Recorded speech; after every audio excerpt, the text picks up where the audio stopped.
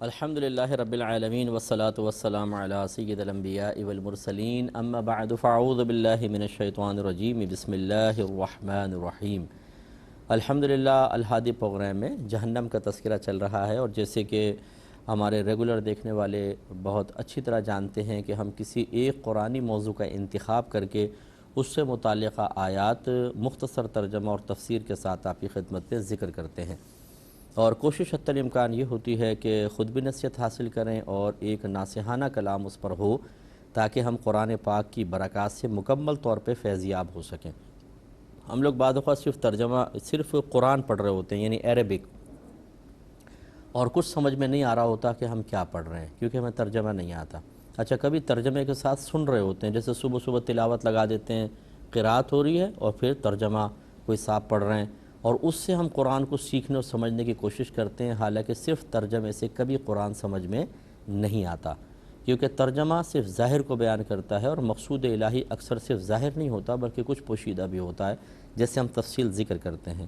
تیسرے وہ لوگ ہوتے ہیں جو تفسیر کے ساتھ قرآن پاک کو پڑھتے ہیں۔ یہ بہت اچھی چیز ہے کہ باقاعدہ تفسیر کے ساتھ پڑھنا چاہیے، لیکن ان میں بھی میں نے ایسا دیکھا ہے کہ دو صفحے تین صفحے ایک ساتھ پڑھیں گے، پھر اس کی تفسیر پڑھیں گے تو ذہن میں کچھ رہتا نہیں ہے۔ اچھا طریقہ کار یہ ہے کہ روزانہ چند آیات، چاہے وہ 2 ہی کیوں نہ ہو، ترجمہ اور تفسیر کے ساتھ پڑھیں، اور ہر آیت کے پڑھنے کے بعد اپنا احتساب کریں کہ میں اس سے کچھ سیکھ پایا ہوں کہ نہیں۔ تو یہی ہم نے روش یہاں اختیار کی ہے کہ تھوڑا سا ہم قرآن بیان کرتے ہیں، ترجمہ ہوا، تفسیر بیان کر دی، اس کے بعد احتساب کہ میں اس کے تقاضے کے مطابق عمل کر رہا ہوں کہ نہیں کر رہا ہوں۔ یہ ہی چیز ہمارے اندر انقلاب پیدا کرے گی، سوچ و فکر کو مثبت بنا دے گی، اور ہم قرآن پاک کی اچھی اور صحیح برکات حاصل کرنے میں کامیاب ہو جائیں گے۔ اب اللہ تبارک و تعالی سورہ سجدہ ہے، اس میں رب کریم نے کچھ کفار کے بارے میں بیان فرمایا، اور پھر ان کے لیے جہنم کے بارے میں ذکر کیا گیا ہے۔ آیت نمبر 11 ہے، اللہ تعالیٰ ارشاد فرماتا ہے، قل، اے حبیب کریم صلی اللہ علیہ وسلم آپ ارشاد فرمائیے، یتوفاکم ملک الموت الذی وکل بکم ثم الی ربکم ترجعون۔ اے حبیب آپ انہیں فرمائیے کہ وفات دیتا ہے تمہیں موت کا فرشتہ، وہ جو تم پر مقرر کیا گیا ہے، پھر تم اپنے رب کی طرف ہی لوٹائے جاؤ گے۔ اب یہاں 2 چیزیں ہیں، ایک تو کفار کو احساس دلایا جا رہا ہے کہ تم اپنے اطراف میں دیکھو، کوئی تم میں سے بڑا اب زندہ ہے؟ جب وہ دیکھتے ہیں کہ نہیں ہے تو کہاں چلا گیا، اس پر غور کیوں نہیں کرتے ہو؟ انہیں ایک فرشتہ موت دیتا ہے اللہ کے حکم سے، اور پھر وہ اپنے رب کی طرف لوٹ کر جائیں گے، قبر میں رہیں گے، پھر اس کے بعد لوٹیں گے۔ ایک چیز تو یہ کفار کو عقیدہ بیان کیا گیا کہ تمہیں موت آتی ہے تو یہ حقیقتاً کوئی زندگی کا خاتمہ نہیں ہے، یہ تو عارضی زندگی کا خاتمہ ہے، اس کے بعد تو ایک دائمی زندگی ہے۔ وہ یہ کہ تم اپنے رب کے پاس لوٹو گے، اس کے بعد اگر اللہ تم سے ناراض ہوا کہ اگر تم مثلاً کفر پہ مر گئے تو پھر تو ناراضگی ہے، اور اگر توبہ کر کے چلے گئے اور پھر بھی اللہ ناراض ہوا، ان دونوں صورتوں میں جہنم میں ہو۔ فرق یہ ہوگا کہ کافر ہو کے جہنم میں گئے تو ہمیشہ ہمیشہ کے لیے، اور توبہ کر کے گئے، مسلمان ہو گئے تو اور اللہ ناراض ہوا تو عارضی طور پہ جاؤ گے، باقی نہیں۔ تو چنانچہ لیکن جہنم کی وعید، اور اگر کوئی توبہ کر لیتا ہے تو بہت اچھی بات ہے۔ تو یہ اشارہ ایک تو یہ ہو گیا۔ دوسرا، اللہ تعالیٰ فرماتا ہے کہ تمہیں ملک الموت یعنی موت کا فرشتہ وفات دیتا ہے، تو وفات تو اللہ دیتا ہے، موت کا فرشتہ تو نہیں دیتا۔ تو وفات دینے والے فعل کی نسبت فرشتے کی طرف کیوں کی گئی؟ وجہ اس کی یہ ہے کہ وہ فرشتہ وسیلہ بنتا ہے، موت دینے والی ذات اللہ کی ہے، وسیلہ یہ بنتا ہے۔ تو ہمیں قرآن یہ سکھا رہا ہے کہ ہم چاہیں تو فعل کی نسبت فاعل حقیقی کی طرف کر دیں، اور چاہیں تو ذریعہ اور وسیلہ بننے والے کی طرف کر دیں۔ مثلا یہ کہنا بھی صحیح ہے، کوئی شخص فوت ہو گیا، بھئی اس کو اللہ نے وفات دی ہے، بالکل ٹھیک ہے، اللہ ہی فاعل حقیقی ہے۔ اور فرض کر لیں ہم یہ بھی کہہ سکتے ہیں جی اس کو فرشتے نے وفات دے دی ہے، یہ بھی درست ہے کیونکہ وہ وسیلہ ذریعہ بنا۔ اس لیے اچھی طرح یاد رکھیں، نسبت 2 طرح کی ہوتی ہے، ایک نسبت حقیقی کہلاتی ہے، ایک نسبت مجازی کہلاتی ہے۔ جو حقیقتاً فعل کو جس کی طرف منسوب کرنا چاہیے، جو حقیقتاً فاعل ہے اسی کی طرف کریں گے تو اس کو نسبت حقیقیہ کہتے ہیں، اور جو وسیلہ ذریعہ بن رہا ہے اس کی طرف فعل کی نسبت کر دیں یا کام کی نسبت، تو اس کو کہتے ہیں نسبت مجازیہ۔ ٹرک ڈرائیور نے ایک شخص کو ٹرک سے کچلا، ہم یہ کہہ سکتے ہیں اس شخص نے کچلا ہے، اور یہ بھی کہہ سکتے ہیں یہ ٹرک تھا جس نے اس شخص کو کچل دیا۔ اب دیکھیں اصل تو ڈرائیور کے ہاتھ میں کنٹرول ہوتا ہے نا، بیچارہ ٹرک تو جا کے نہیں ٹکرایا تھا، اصل تو ڈرائیور نے چڑھایا تھا، فائل تو یہ ہے، لیکن ہم اس کو چھوڑ کر جو ٹرک جو وسیلہ ذریعہ بنا اس کی طرف بھی کر دیتے ہیں، اور یہاں تو اللہ کی طرف بھی صحیح، اللہ تعالیٰ نے اس کو وفات دی، لیکن چونکہ جرم اس کی طرف سے ہوتا ہے ہم ادھر منسوب کر دیتے ہیں۔ تو اس چیز پہ بھی تھوڑا ضمناً توجہ رکھیے گا کہ قرآن پاک نے جا بجا نسبت مجازیہ کے استعمال کر کے یہ ہمیں سمجھا دیا ہے کہ اگر ہم ذہن میں صحیح عقیدہ رکھتے ہیں اور ظاہری طور پہ کسی کام کی نسبت مخلوق کی طرف کر رہے ہوں تو اس سے بالکل کوئی شرک وغیرہ لازم نہیں آئے گا۔ جیسے مثال کے طور پہ کوئی کسی بزرگ کے پاس گیا اور کہا کہ حضور دعا کریں، میرے اولاد نہیں ہوتی، آپ دعا کر دیجئے اللہ کی بارگاہ میں، میرا کاروبار نہیں چل رہا، اور انہوں نے دعا کر دی۔ اب اگر وہ شخص کہے کہ جی اللہ نے میری مشکل کو حل کیا، اللہ نے مجھے بچہ عطا فرما دیا، اللہ تعالیٰ نے میرا کاروبار ٹھیک کر دیا، بالکل صحیح، فاعل حقیقی تو اللہ تعالیٰ ہے۔ اور اگر وہ یہ سمجھتا ہے کہ ان بزرگ کی دعا کی برکت سے حاصل ہوا، اور یوں کہہ دے کہ یہ تو میرے ان بزرگ نے مجھے بچہ عطا کر دیا، اور نیت یہی ہے، قصد و ارادہ یہی ہے کہ اللہ تعالیٰ نے دیا ہے، یہ وسیلہ بن گئے، بالکل ٹھیک ہے، اس میں کوئی گناہ نہیں ہے، یہ نسبت مجازیہ ہوتی ہے۔ اس کے بعد اللہ تعالیٰ فرماتا ہے کہ وَلَوْ تَرَىٰ إِذِ الْمُجْرِمُونَ نَاكِسُو رُؤُوسِهِمْ عِنْدَ رَبِّهِمْ رَبَّنَا أَبْصَرْنَا وَسَمِعْنَا فَارْجِعْنَا نَعْمَلْ صَالِحًا إِنَّا مُوقِنُونَ۔ اللہ تعالیٰ فرماتا ہے کہ اے حبیب آپ دیکھیں، کہ کہیں آپ دیکھیں،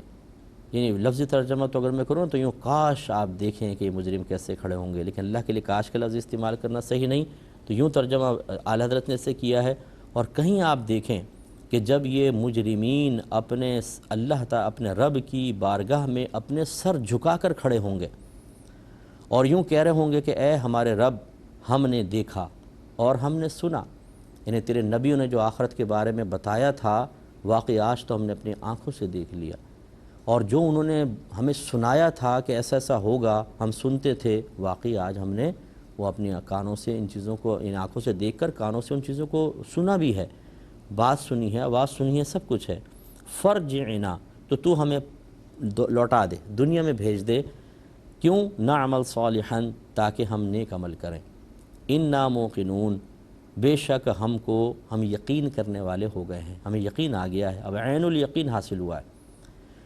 غور کیجئے ذرا اس پہ، کتنی ضروری یہ بات ہے کہ اللہ تعالیٰ نے اس کو، یعنی قیامت کا ایک منظر ہمارے سامنے بیان فرمایا ہے۔ آج ہمارا مسلمان بھی جب اس کو نصیحت کی جاتی ہے تو مذاق اڑاتا ہے، وہ اس کو یقین نہیں آتا کہ یار ایسا ہو سکتا ہے جیسے یہ لوگ کہہ رہے ہیں، تو ٹال مٹول سے کام لیتا ہے۔ اللہ نہ کرے، یہ تو کفار کا انجام ہے۔ میں نے پہلی بار آپ کو کہا کہ ان آیات کو مسلمانوں پہ چسپا کرنا ہم لوگوں کی عادت نہیں ہے، یہ مطلب بعض لوگ ہوتے ہیں کہ جو کفار کے حق میں اور بتوں کے حق میں آیات نازل ہوئیں وہ اولیاء اور انبیاء کے حق میں بیان کر دیتے ہیں، یہ غلط روش ہے، اور ان کو عبداللہ بن عمر نے اشرار الناس میں سے قرار دیا کہ لوگوں میں سے شریر ترین۔ تو اسی لیے میں وضاحت کر دیتا ہوں، آیت کافروں کے بارے میں ہے، لیکن مسلمان کو بھی سوچنا چاہیے کہ میدان محشر میں اگر اللہ تعالیٰ ناراض ہوا تو اسی طرح مجرمین کی لائن ہوگی، اس میں صفوف میں کھڑے ہوں گے اور سر جھکا کے کھڑے ہوں گے، ندامت کے ساتھ، افسوس کے ساتھ، پچھتاوے کے ساتھ، اور ہو سکتا ہے حسرت سے یہ کہہ رہا ہوں کہ اللہ تعالیٰ واقعی تیرے نیک بندوں نے ہمیں بہت سمجھایا تھا، نماز پڑھ لو، گالیاں مت بکو، نشہ نہ کرو، لوگوں کے حق ادا کرو، بیوی پہ ظلم نہ کرو، لوگوں پہ ظلم نہ کرو، کسی کا مال نہ دباؤ، خراب حرکتوں میں نہ پڑو، کسی کی عزت خراب نہ کرو، کسی کو بدنام نہ کرو، کسی کو بلیک میل نہ کرو، لیکن ہمیں کچھ سمجھ میں نہیں آتا تھا، آج ہم نے دیکھ بھی لیا، ہم نے سن بھی لیا، اور پھر ہو سکتا ہے حسرت سے مسلمان کہے کہ اللہ تعالیٰ ایک دفعہ دوبارہ دنیا میں بھیج دے، پھر میں بہت اچھے عمل کروں گا کیونکہ اب مجھے دیکھ کر یقین آ گیا ہے۔ تو جب وہ مصیبت سر پر آ جاتی ہے تو پھر اس کے بعد انسان پچھتائے، کیا فائدہ؟ جیسے کوئی کہے بھئی یہ چیزیں نہ کھاؤ، تم ایسا نہ ہو کینسر ہو جائے بیٹا، یہ نہ کھاؤ، ارے جی کوئی بات نہیں، یہ ماوا کھا رہے ہیں، فلاں چیزیں کھا رہے ہیں، فلاں کھا رہے ہیں، اور پتہ چلے کہ جی کینسر ڈائگنوس ہو گیا ہے، اور پتہ چلا آخری سٹیج پر ہے، اس وقت انسان کے پچھتاوے کا عالم آپ دیکھیں، کاش میں نہ کھاتا۔ جب وہ حسرت سے سوچ رہا ہوگا، ڈاکٹر کہیں گے زیادہ سے زیادہ 6 مہینے زندہ رہے گا، کبھی بیوی کو دیکھ رہے ہیں، کبھی بچوں کو دیکھ رہے ہیں، کبھی گھر کو دیکھ رہے ہیں، کبھی ساز و سامان کو دیکھ رہے ہیں۔ جیسے جیسے لمحات ختم ہوں گے کتنی حسرت بڑھے گی، اور پھر وہ سب کی نصیحتیں یاد آئیں گی۔ لوگ بھی کہیں گے سمجھایا تھا نا تمہیں نہیں باز آتے تھے، اب دیکھ لے تمہیں کیا انجام ہوا ہے، اور پھر دنیا سے رخصت۔ ہزاروں لوگ مر رہے ہیں روزانہ، لیکن ہم دیکھ کے نصیحت حاصل نہیں کرتے ہیں۔ اسی طرح یہ گناہ گاری جو ہے، جن گناہوں کی ہمیں عادت پڑی ہوئی ہے، ان کو ہم چھوڑنے کے لیے تیار نہیں ہیں، لیکن خدا نخواستہ ایسا میدان محشر میں ہو سکتا ہے، تو پھر وہاں پہ پچھتانا کا کوئی فائدہ نہیں ہے۔ یہ تو یاد رکھیں شرعی مسئلہ بھی ہے کہ کافر کے حق میں عرض کر رہا ہوں کہ جو اگر کوئی شخص مرنے لگے نا اور اس پہ موت کی غشی طاری ہو جائے اور جسے وہ فرشتوں کو اترتا ہوا دیکھنے لگے، ایسی وہ آخری حالت ہوتی ہے بالکل، اگر اس وقت وہ ایمان لے آئے تو اس کا ایمان معتبر نہیں ہوگا۔ جیسے قرآن نے بیان کیا کہ جب فرعون کو غرق کیا گیا اور وہ بالکل ڈوبنے کے قریب ہوا، تو اس نے کہا کہ میں موسیٰ کے رب پر ایمان لایا، لیکن پھر اس کا ایمان تو مقبول نہیں تھا، کیونکہ اب اس نے اللہ کے گویا کہ عذاب کو دیکھ لیا تھا، اور عذاب دیکھنے کے بعد عین الیقین حاصل ہو جانے کے بعد پھر انسان کا ایمان معتبر نہیں ہوتا ہے۔ اسی طریقے سے اگر کوئی انسان تمام زندگی گناہ گاری میں بسر کر دے اور پھر وہ موت کی غشی کے وقت وہ تمام چیزیں دیکھ رہا ہو، تو پھر بیچارے کو پلٹنے کا موقع نہیں ملے گا۔ ہاں، اس سے پہلے اگر اس کو موقع ملے، عالم ہوش میں ہے، مسلمان کے لیے بہت بڑی یہ سعادت کی بات ہے کہ وہ توبہ کر سکتا ہے، لیکن غشی کے ٹائم پہ بس پھر دیکھ کے تو کوئی واپس تو نہیں پلٹ سکتا۔ ہاتھ پاؤں بالکل ٹھنڈے ہونا شروع ہو جاتے ہیں اور آنکھیں میں نور کم سے کم ہونے لگتا ہے، لوگ دیکھ رہے ہوتے ہیں بس اب یہ گیا مر گیا، اور ہمارا شعور زندہ ہوتا ہے، ہم دیکھ رہے ہوتے ہیں فرشتے اتر رہے ہیں، اگر اللہ نہ کرے اللہ ناراض ہوا تو عذاب کے فرشتے آ رہے ہیں، اور بہت ہی خراب ماحول نظر آتا ہے، لیکن اس کے بعد پلٹ نہیں سکتا آدمی، اس لیے اس سے پہلے ہمیں سمجھنا چاہیے۔ اللہ تعالیٰ فرماتا ہے کہ وَلَوْ شِئْنَا لَآتَيْنَا كُلَّ نَفْسٍ هُدَاهَا وَلَكِنْ حَقَّ الْقَوْلُ مِنِّي لَأَمْلَأَنَّ جَهَنَّمَ مِنَ الْجِنَّةِ وَالنَّاسِ أَجْمَعِينَ۔ اللہ تعالیٰ فرماتا ہے کہ اگر ہم چاہتے تو ضرور ہر جان کو اس کی ہدایت عطا فرما دیتے۔ کیا مطلب؟ کوئی بھٹکتا ہی نہیں، نہ نفس کو غالب ہونے دیتے، نہ شیطان کو قریب آنے دیتے، ہر شخص کو سیدھا راستہ دکھاتے اور سیدھے راستے پہ چلنے کی ہمت عطا فرما دیتے، اور وہ سیدھا جنت میں چلا جاتا۔ اللہ تعالیٰ فرماتا ہے اگر ہم چاہتے تو ایسا کر لیتے، اور لیکن جو میری بات قرار پا چکی ہے، حق القول منی، میری طرف سے جو قول ہے وہ ثابت ہو چکا۔ وہ کیا اللہ نے قول ثابت فرمایا؟ لَأَمْلَأَنَّ جَهَنَّمَ مِنَ الْجِنَّةِ وَالنَّاسِ أَجْمَعِينَ، کہ ضرور میں جہنم کو بھر دوں گا انسانوں سے اور جنات سے، تمام انسان اور جنات سے جہنم کو بھروں گا۔ مطلب کہنے کا یہ ہے کہ اللہ تعالیٰ فرما رہا ہے اگر ہم چاہتے تو سب کے لیے ہدایت کو آسان کر دیتے، نفس و شیطان کو قریب نہ آنے دیتے، ہر ایک جنت میں چلا جاتا، لیکن مشیت الہی یہ نہیں ہے، بلکہ اللہ تبارک و تعالیٰ تائید ضرور کرتا ہے، اس کی رحمت شامل حال ضرور ہوتی ہے، لیکن اللہ نے ایک امتحان رکھا ہے۔ ہدایت اور گمراہی دونوں چیزیں ہمارے سامنے رکھ دی ہیں، اور ہدایت کے اسباب بھی آسان کر دیے اور گمراہی کے اسباب بھی آسان کر دیے۔ چاہو تو ان اسباب اور ذریعے کو اختیار کر کے گمراہ ہو جاؤ، اور چاہے تو ان اسباب اور ذرائع کو اختیار کر کے تھوڑی سی مشقت ضرور ہوگی لیکن ہدایت پا جاؤ۔ اب اس میں ہوتا یہ ہے کہ چونکہ ہدایت کے حصول میں انسان کو نفس سے لڑنا پڑتا ہے، شیطان سے مقابلہ کرنا ہوتا ہے، دنیا سے، مخلوق سے کنارہ کشی وقتی طور پہ اختیار کرنی ہوتی ہے، اور یہ چیزیں بڑی مشکل ہیں۔ جبکہ گمراہی کا راستہ اختیار کرنے میں مزے ہیں، آنکھوں سے گناہ کرو، جو مرضی چاہے دیکھو، جو مرضی چاہے سوچو، جو چاہے سنو، جو چاہے بولو، جس چیز کو چاہے چھوؤ، جو مرضی کھاؤ پیو، جس مرضی کی صحبت میں رہو، اس میں بڑا مزہ ہے، ٹائم بھی اچھا پاس ہو جاتا ہے، بہت لطف آتا ہے، آزمائش اس میں زیادہ ہے۔ تو پھر اللہ تعالیٰ نے فرمایا کہ اگر میری بات پہلے سے ثابت شدہ نہ ہوتی، یہ کہ بہت سے لوگوں کو جہنم میں ڈالوں گا اور بہت سے جنت میں جائیں گے، اگر میری یہ بات پہلے نہ ہوتی تو سب کے لیے ہدایت کو آسان کر دیتا، لیکن ارادہ ازلی اللہ تعالیٰ کا یہی ہے کہ ایسا نہیں ہوگا کہ ہر ایک کے لیے ہدایت کو بہت ہی آسان کر دیا جائے، ہدایت بھی آسان ہوگی لیکن گمراہی بھی آسان ہوگی، اور پھر اکثر ایسی ہوگا کہ لوگ گمراہی کو اختیار کریں گے۔ تو اب یہ دیکھیے کفار، ہم جب ایک چیز کو اپنی آنکھوں سے دیکھتے ہیں اور اپنی عقل کے ترازو میں ان کے اعمال افعال، ان کے عقائد کو پرکھتے ہیں تو بعض اوقات ہنسی سی آتی ہے کہ بھئی ایک چیز ہے جو ہل نہیں سکتی، آپ نے خود اس کو بنایا ہے، وہ مطلب اس پہ مکھی بیٹھ جائے تو اس کو اڑا نہیں سکتی، اگر خدا نخواستہ اس پہ کوئی گندگی گر جائے تو وہ اپنی صفائی نہیں کر سکتا، تو یہ آپ کو کیا دے گا جو اپنے نفع و ضرر کا مالک نہیں ہے۔ لیکن آپ یہ دیکھیے کہ جب کسی شخص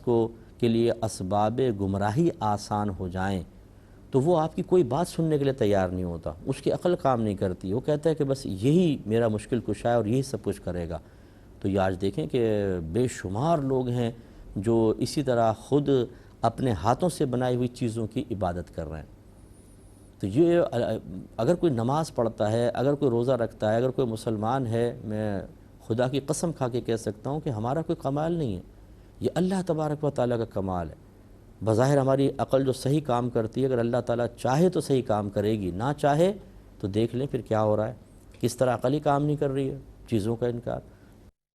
تو اس لیے بہت اچھی طرح ہمیں سمجھنا چاہیے کہ اگر اللہ چاہتا تو ہم سب کے لیے ہدایت کو بہت ہی آسان کر دیتا، گویا کہ مجبور کر دیتا، ہدایت ہی قبول کرو، سب جنت میں چلے جاتے، لیکن اس کا ازلی ارادہ ہے کہ ایسا نہیں ہوگا، کچھ جنت میں کچھ جہنم میں جائیں گے، اور اس کے لیے اللہ نے آزمائش رکھی ہے۔ جب یہ قرآن پاک واضح طور پہ کہہ رہا ہے تو پھر ہر مسلمان کو اس پہ توجہ کرنی چاہیے۔